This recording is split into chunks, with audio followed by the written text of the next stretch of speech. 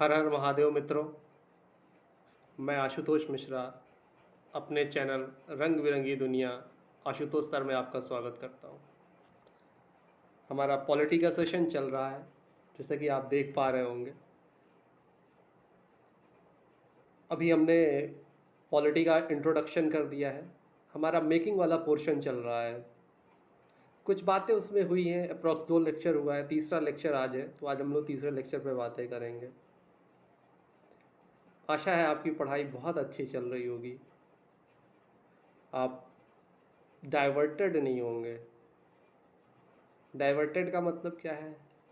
Family problems, personal problems. Personal problems का मतलब आप समझ रहे होंगे। फैमिली प्रॉब्लम्स आती रहती हैं सबके जीवन में, हमें अपने उद्देश्य के प्रति लगे रहना है। पर्सनल प्रॉब्लम्स, मन चंचल है, नियंत्रण रखिए उस पर। और बाहरी दुनिया भी आप चाहती है कि आप कुछ कर ना पाए, वो बस आपसे इसीलिए बात करते हैं ताकि आप सिर्फ बातों में रह जाएं। ठीक है? और वो सिर्फ आप ही से बात नहीं करते, वो सबसे इसीलिए बात करते हैं कि वो सबसे आगे हो और बाकी सब उनसे पीछे। ठीक है? तो ध्यान रखिए और हम अब अपना आगे का सेशन शुरू करते हैं। अच्छा, अभी हमने जैसे मेकिंग ऑफ कॉन्स्टिट्यूशन की बात करी थी, तो हमने कुछ प्रोसेसेस भी पढ़े थे उसमें, कैसे हमारा संविधान बना, संविधान सभा कब बनाई गई, संविधान सभा की बैठक कब हुई, कॉन्स्टिट्यूंट असेंबली की बैठक क्यों हुई, उसमें क्या क्या बातें डिस्कस करी गई। ऑब्जेक्टिव रेजोल्यूशन की बात करी थी। हमने बताया कि ऑब्जेक्टिव रेजोल्यूशन की हर बात, हर छोटी से छोटी बात जो है वो आपको संविधान जब पढ़ाएंगे तो संविधान के हर हिस्से में वो बातें बिखरी हुई मिलेंगी। वो बातें संविधान की, ऑब्जेक्टिव रिजोल्यूशन की जो बातें हैं पूरे संविधान में वो आपको बिखरी हुई मिलेंगी। प्रेम्बल में, फंडामेंटल राइट्स में, डीपीएसपी में भारत आर्टिकल 51 में बात करेगा विश्व शांति के लिए। ठीक है? तो हमारा जो संविधान है वो एक अच्छे उद्देश्य के साथ बनाया गया और बहुत हद तक सफल भी है। जब हमारा देश में संविधान लागू हुआ, जब भारत रिपब्लिक बनाया गया, तो लोग कहते थे कि भारत 10 साल 15 साल में बिखर जाएगा, लेकिन ऐसा भारत बिखरा नहीं, और मजबूत होता चला गया, दिन प्रतिदिन मजबूत होता चला गया। और ये संविधान में ही संभव है, एक गणतांत्रिक देश में ही संभव है कि एक चाय बेचने वाला प्रधानमंत्री बन सकता है। क्लियर है? ठीक है।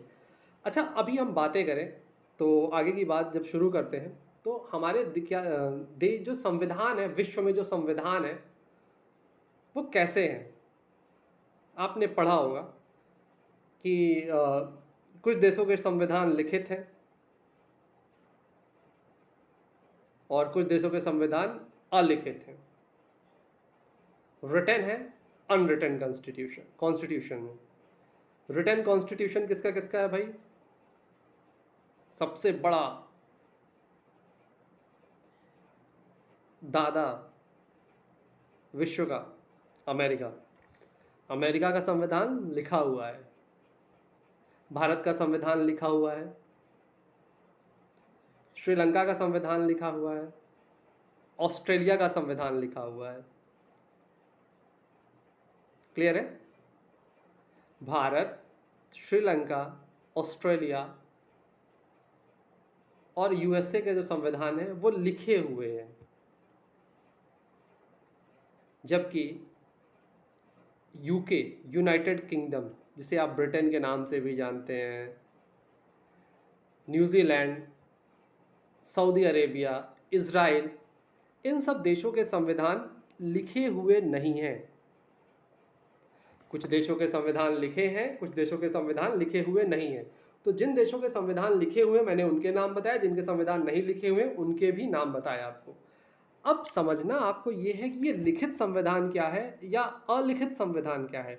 What is difference in between written constitution and unwritten constitution. Unwritten constitution का क्या मतलब है? अगर आपसे कोई पूछे कि भाई भाई what you mean by unwritten constitution, तो इसका ये मतलब तो नहीं ना कि मैंने कहा कि जाओ उसको मार दो, ब्रिटेन की रानी ने कहा मार दो उसको, तो उसको लटका दिया गया. ओरल, जिसको आप ओरल कहना चाह रहे हैं, ऐसा नहीं है. ठीक है. और रिटर्न का क्या मतलब है? रिटर्न को समझने का बहुत अच्छा आसान तरीका है. मैं लखनऊ में रहता हूँ और मैं बुक्स एंड बुक्स, एक यहाँ फेमस शॉप है, उसके यहाँ गया. मैंने मांगा भैया भारत का संविधान दे दो, तो वो किताब रखी है उन्होंने मुझे दे दिया, सर ये भारत की संविधान है, आप ले जाइए पढ़िए. ऐसा ऑस्ट्रेलिया में भी होगा, इंडिया में भी होगा, यूएसए में भी होगा. क्लियर है? इसका मतलब ये है कि ये जो कॉन्स्टिट्यूशन है वो कुछ एक विशेष समय पे कुछ विशेष लोगों ने मिल के बनाया और एक जगह पे लिख दिया. वो क्या है? वो क्या है? रिटन कॉन्स्टिट्यूशन है. बिल्कुल. वो क्या है भाई? Written constitution. और अनरिटन कॉन्स्टिट्यूशन क्या है? और अनरिटन कॉन्स्टिट्यूशन क्या है? अब जैसे मैंने यूके को ले लिया. यूके में एक लॉ बना समथिंग 1600 में, दूसरा 1700 में, तीसरा 1800 में, 1900 में, 2001, 2002, 2004, ऐसे ढेर सारे ये पन्ने इकट्ठे हो गए. ये ढेर सारे पन्ने इकट्ठे हो गए. तो ये सारे जो पन्ने आपको दिख रहे हैं ये क्या है? ये यूके का कॉन्स्टिट्यूशन है, जो किसी किताब में नहीं लिखे हैं, वो अलग अलग बनाए गए हैं और ऐसे इकट्ठा करके रख लिया गया. आप वहाँ जाके मांगेंगे उनसे कॉन्स्टिट्यूंट असेंबली से हमें संविधान दे दीजिए, तो ये जो उन्होंने यही लॉज पास किया है समय समय पे, यही उठा के आपको वो दे देंगे. जबकि हमारे यहाँ ऐसा नहीं है. हमारे यहाँ संविधान सभा कॉन्स्टिट्यूएंट असेंबली जब बैठी थी तो उसने एक बार संविधान लिख दिया था. तो रिटन कॉन्स्टिट्यूशन में क्या था कि एक बार संविधान सभा बैठी और उसने पूरा कॉन्स्टिट्यूशन लिख दिया. अच्छा, अब एक सवाल और ये उठता है कि क्या हमारे भारतीय संविधान में जो कुछ भी है, whatever in our Indian constitution, क्या वो सब कॉन्स्टिट्यूशन का हिस्सा है? बात ध्यान से सुनिएगा. मैं भारतीय संविधान की बात कर रहा हूँ अभी. हमारे भारतीय संविधान में जो कुछ भी है, क्या वो सब कुछ संविधान में लिखा है? जैसे रिप्रेजेंटेशन ऑफ पीपल एक्ट 1950, क्या ये संविधान में लिखा है? Representation of people act, RPA short form में बोलते हैं, आरपीए 1950, क्या ये संविधान में लिखा है? क्या मनरेगा, मनरेगा सुना है ना आप लोगों ने? आपके यहाँ गांव में तालाब बनाने का काम, 100 दिन का रोजगार जो प्रोवाइड किया जाता है, इस पे आगे विस्तार से बात करेंगे. क्या मनरेगा हमारे कॉन्स्टिट्यूशन में है? या इंडियन सिटीजनशिप एक्ट 1955 हमारे कॉन्स्टिट्यूशन में है? सोचिए, ये 3 लॉज जो मैंने आपको बताए हैं, क्या ये कॉन्स्टिट्यूशन में है? है क्या? दिख रहा आपको? नहीं है. इसका क्या मतलब है? हमारे संविधान का कुछ हिस्सा अनरिटन भी है. क्या मतलब है? हमारे कॉन्स्टिट्यूशन का कुछ हिस्सा अनरिटन भी है. जैसे मैंने आपको अभी एग्जांपल दिया, representation of people act 1950, Indian citizenship act 1955, MNREGA, ये सब कॉन्स्टिट्यूशन की जो किताब है उसमें लिखी हुई बातें नहीं है। तो ये सारा क्या है, अनरिटन कॉन्स्टिट्यूशन है। क्लियर है? अब रिटन कॉन्स्टिट्यूशन की बात किया जाए। अब अगर मैं बात करूं कि right to liberty and right to life, क्या ये कॉन्स्टिट्यूशन में है? कॉन्स्टिट्यूशन में है, हाँ, आर्टिकल 21। अनटचेबिलिटी कॉन्स्टिट्यूशन में कहीं लिखा है? लिखा है, article 17। Right to vote, article 326।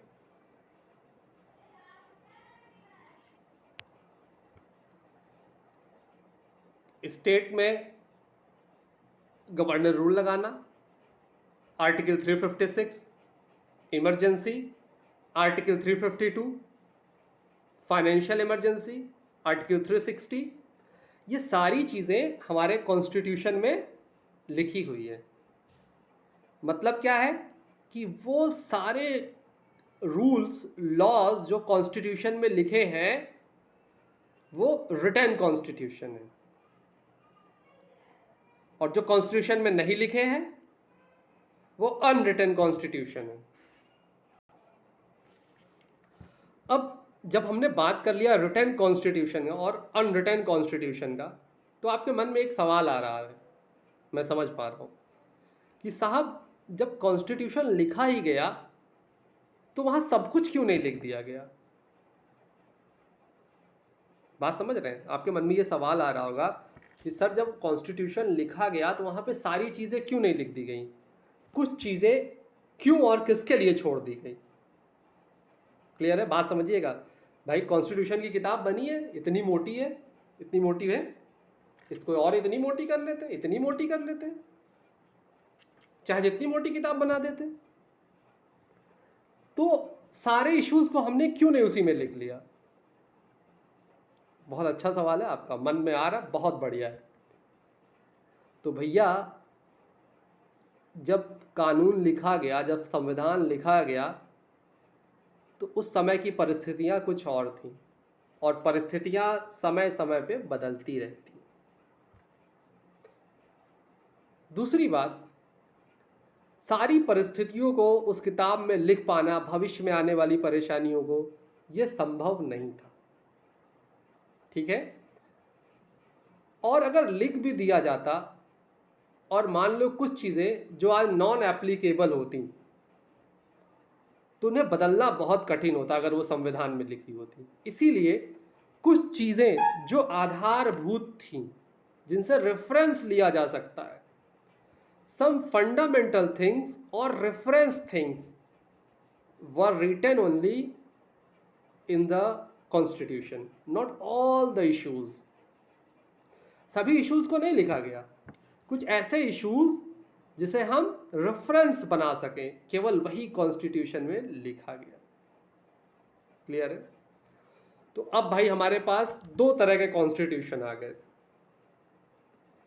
एक रिटन कॉन्स्टिट्यूशन और दूसरा अनरिटन कॉन्स्टिट्यूशन।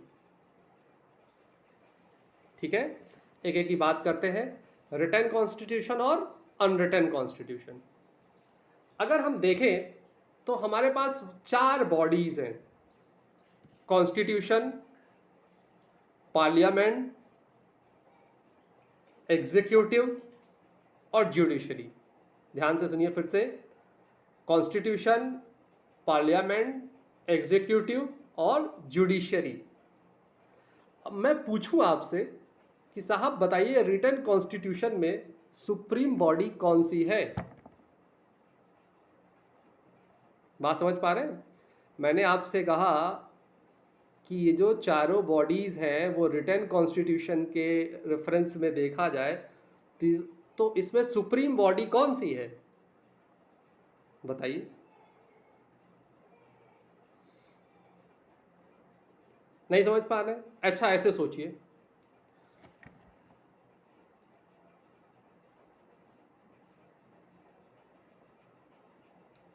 पार्लियामेंट, 4 हमने बताया था, क्या क्या बताया था?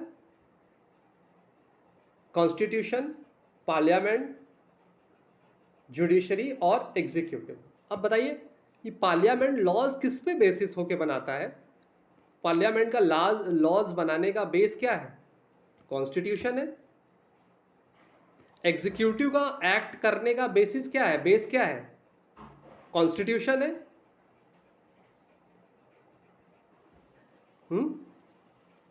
क्लियर है ना?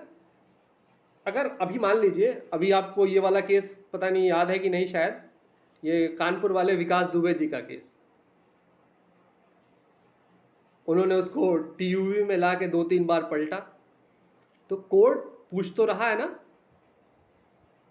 एग्जीक्यूटिव से कोर्ट पूछ रहा, भाई तुमने कैसे पलट दिया, क्या ये कॉन्स्टिट्यूशनल था? तो कोर्ट को ये प्रश्न पूछने का अधिकार किसने दिया है? कॉन्स्टिट्यूशन ने दिया है। क्या कोर्ट कोई ऐसा डिसीजन दे सकता है जो अनकॉन्स्टिट्यूशनल हो? नहीं दे सकता है। कोर्ट को पावर किससे मिली है? कॉन्स्टिट्यूशन से। पार्लियामेंट को पावर किससे मिली है? कॉन्स्टिट्यूशन से। एग्जीक्यूटिव को पावर किससे मिली है? कॉन्स्टिट्यूशन से। क्लियर है? तो जहां पे रिटन कॉन्स्टिट्यूशन की बात है, वहां पे जो सबसे ऊपर है वो क्या है? क्या है वो? कॉन्स्टिट्यूशन। क्लियर? बिल्कुल, बहुत बढ़िया। तो जो हमारा सबसे ऊपर है वो क्या है? कॉन्स्टिट्यूशन है, रिटन कॉन्स्टिट्यूशन में। अच्छा, फिर एक और सवाल आता है कि हम कुछ भी लॉज बना दें? अनरिटन कॉन्स्टिट्यूशन लिखा कहाँ है, हम कुछ भी बना दें? तो ऐसा नहीं है। तो